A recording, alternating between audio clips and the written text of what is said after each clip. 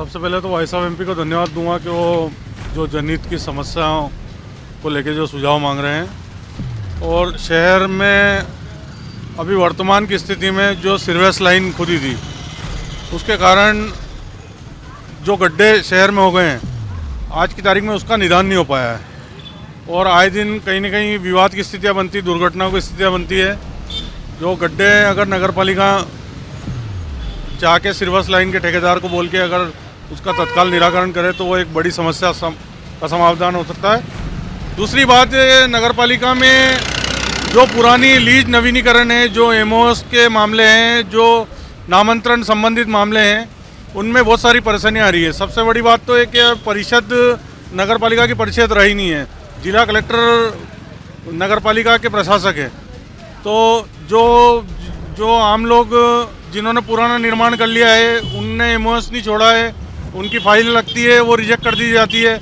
कायदे से एक परिषद को एक संकल्प बना करके और संकल्प के आधार पे लीज नवीनीकरण और ये एमओएस के और निर्माण अनुमतियों के इन सब के काम का निराकरण करना चाहिए। जनता बहुत परेशान हो रही है और कहीं ना कहीं इस प्रकार की बातें भी सुनने में आती है कि उसमें व्यापक रूप से भ्रष्टाचार भी देखने को मिल रहा है। जो जिनाइन लोग हैं उनके खुद के नवीनीकरण नहीं हो पा रहे हैं। तो ये सबसे बड़ी जटिल समस्या है नीमच की, जिसका समाधान जिला प्रशासक कलेक्टर साहब को करना चाहिए, संकल्प पत्र जारी करके, और जो भी पेनल्टी बनती है उनसे पेनल्टी वसूल करके और उनका निराकरण करना चाहिए।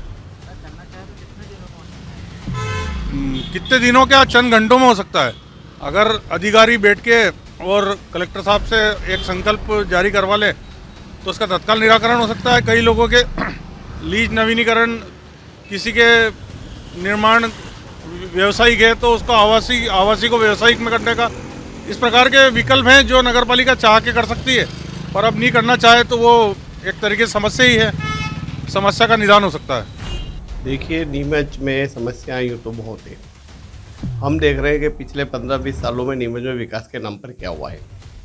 रोजगार नहीं है। रोजगार के नाम पर क्या है नीमच में? कुछ भी नहीं है। हमारे जो युवा हैं उनके पास बाहर जाने के अलावा कोई चारा नहीं है। नीमच में ना तो कोई बड़ी फैक्ट्री है, ना कोई उद्योग है, तो बेरोजगारी एक बहुत बड़ी समस्या है। दूसरी समस्या विकास। विकास के नाम पर क्या हुआ नीमच में? कुछ भी नहीं हुआ।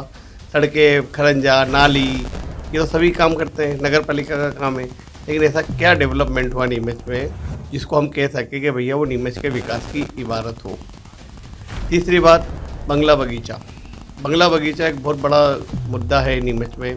नीमच में अथाह ज़मीनें हैं, लेकिन लोगों के पास रहने के लिए मकान नहीं है। पिछले 30 साल पहले इसकी नंबर 34 और 36 कॉलोनी काटी गई थी। उसके बाद आज तक नगर पालिका द्वारा या प्रशासन द्वारा कोई कॉलोनी नहीं काटी गई। तो नीमच में लोगों के रहने के लिए समस्या है। नीमच में ज़मीनों के भाव आसमान छू रहे हैं। सरकारी कॉलोनियाँ नहीं कट रही हैं, निजी कॉलोनाइजर हावी हो रहे हैं। ये सारी चीज़ें नीमच में बहुत बड़ी समस्याएं हैं जिनसे नीमच जूझ रहा है। और तो और देखा जाए, जिला अस्पताल की स्थिति आप देख रहे हैं क्या है।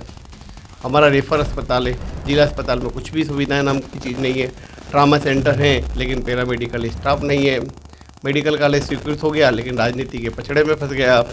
तो नीमच पिछले 15-20 सालों में विकास के नाम पर आगे जाने के बजाय और पीछे चला गया है। अब इसका कारण क्या कहें? हमारी जनप्रतिनिधियों की उदासीनता कहें या उनका विजन नहीं होना कहें कि नीमच विकास में कोई ज़्यादा उपलब्धि नहीं मिल पाई है जिससे हम कह सकें कि नीमच को विकास की उपलब्धि मिली है।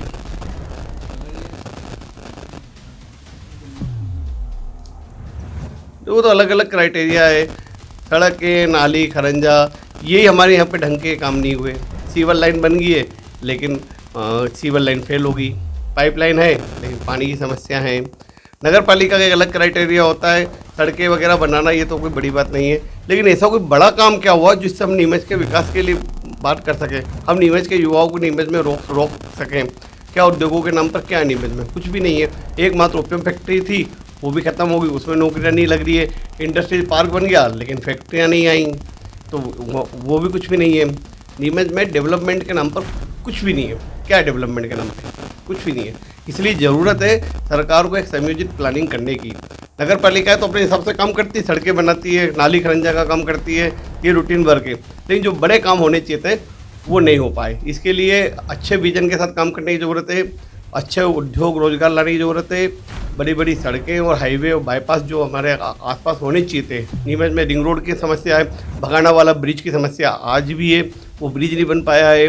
ऐसे जो जिस तरह से नीमच का डेवलपमेंट और विकास होना चाहिए था वो विकास नहीं हो पा रहा है। ये नीमच की जन समस्या की बात अगर करी जाए तो सबसे बड़ी जो जन समस्या है नीमच की सड़कें हैं। जो नीमच के अंदर जो सड़कें बनी हुई है, आप देखो धूल के गुबार उड़ते रहते हैं नीमच की कॉलोनियों में। आप चाहे नगर पालिका की तरफ जाओ या कलेक्टर रोड की तरफ जाओ, शोरूम चौराहे की तरफ जाओ या मनासा रोड की तरफ जाओ या मंदसौर से जब नीमच में प्रवेश करें, जब भी कोई व्यक्ति नीमच में प्रवेश करता है ना, ऐसा लगता है जैसे नीमच में नहीं आया है, वो किसी गाँव में आया है। और जबकि ये ऐसी समस्या नहीं जिसका समाधान नहीं किया जा सकता है। सड़कें, ये जिम्मेदारी है जनप्रतिनिधियों की कि जिला स्तर की सड़कें बेहतर और व्यवस्थित की जाए। दूसरी जो सबसे बड़ी समस्या है वो है यहाँ के चिकित्सालय की समस्या। यहाँ के चिकित्सालय में पर्याप्त सुविधाएं नहीं है, स्कैनर नहीं है, हड्डी रोग के लिए विशेष कोई विशेषज्ञ उपलब्ध नहीं है। ऐसी कई समस्याएं हैं। इन प्रमुख 2 समस्याओं का निराकरण जनप्रतिनिधियों को तत्काल करना चाहिए।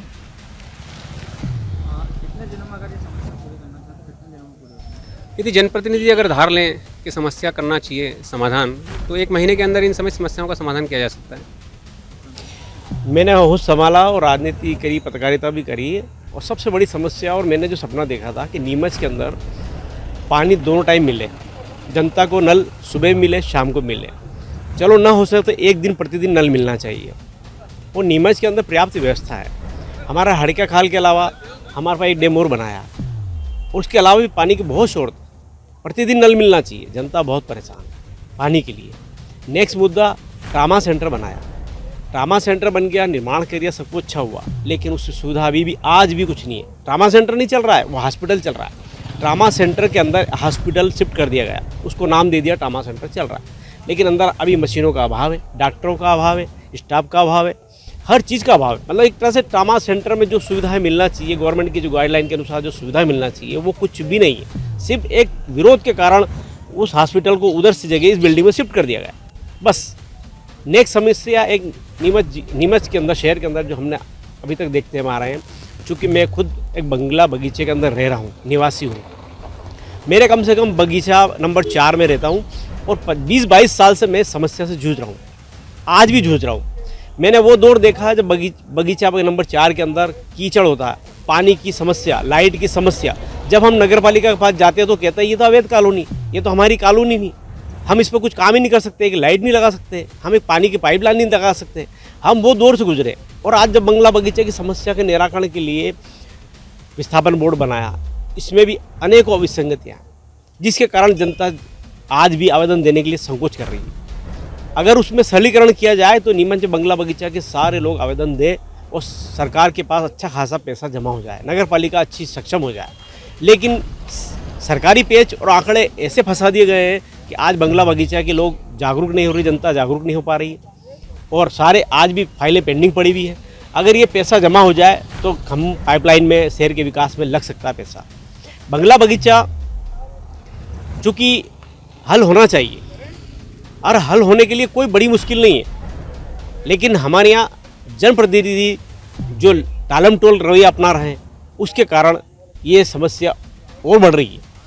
आज जिन लोगों ने आवेदन दिए 2-2 साल हो गए, विस्थापन बोर्ड के अंदर आवेदन दिए 2 साल हो गए, और कई केस ऐसे आ गए हैं जिनके आवेदन लगाने के बाद वो इंसान ही मर गया, कोरोना काल में चला गया।